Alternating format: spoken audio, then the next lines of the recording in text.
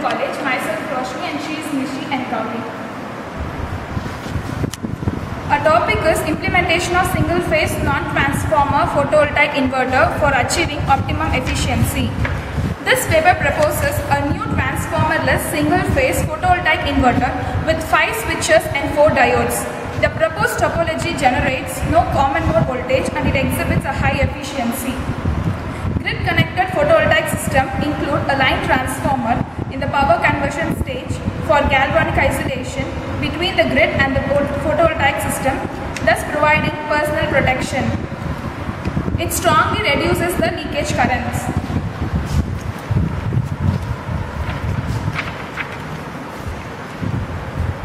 The common mode voltage generator, when not using transformer, generally produces leakage current that will flow across the parasitic capacitance of the photovoltaic array. This will minimize using half-bridge unipolar switching method and Herrick switching. In half-bridge unipolar switching method, we are using 4 switches whose midpoints are connected to the filter and to the neutral.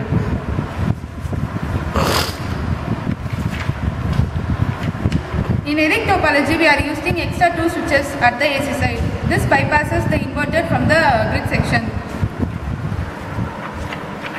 This topology is implemented with pulse width modulation strategy. It is only ideal for a photovoltaic system that supplies the grid with the active power, otherwise said to be the unity power factor. This is the major disadvantage. This is because bidirectional switch of the Herrick topology made of S5 and X6 is not controlled and turned on simultaneously. So we are going to propose a new system with half-bridge zero voltage regulation. In this circuit, we are going to design a half-bridge circuit, and this is the PV source.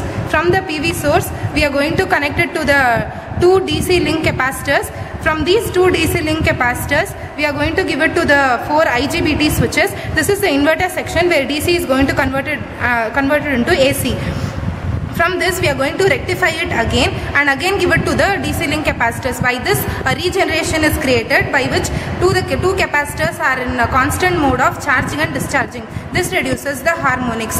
This is the PIC microcontroller we are used here, and these are the thyristors used for the controlling of PIC microcontroller. And the pulses, that is the trigger pulses for the 4 inverter section used here is bought from PIC microcontroller.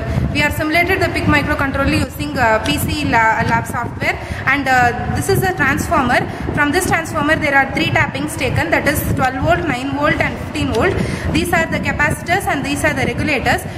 This supply is given to the PIC microcontroller. We are going to use an switch mode power supply because various voltages are used, so we are going to use this supply. This is our load section where we are using an 3 k ohm resistive load.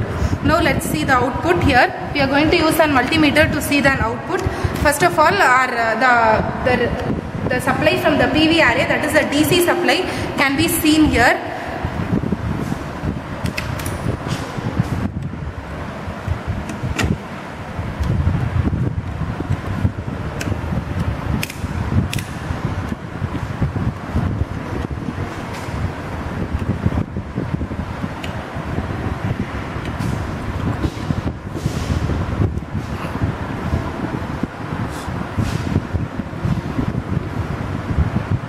The supply from the DC, that is from the PV array, as you can see.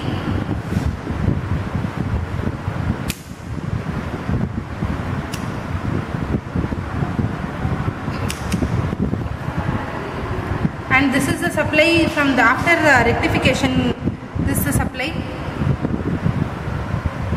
and this is the final load voltage.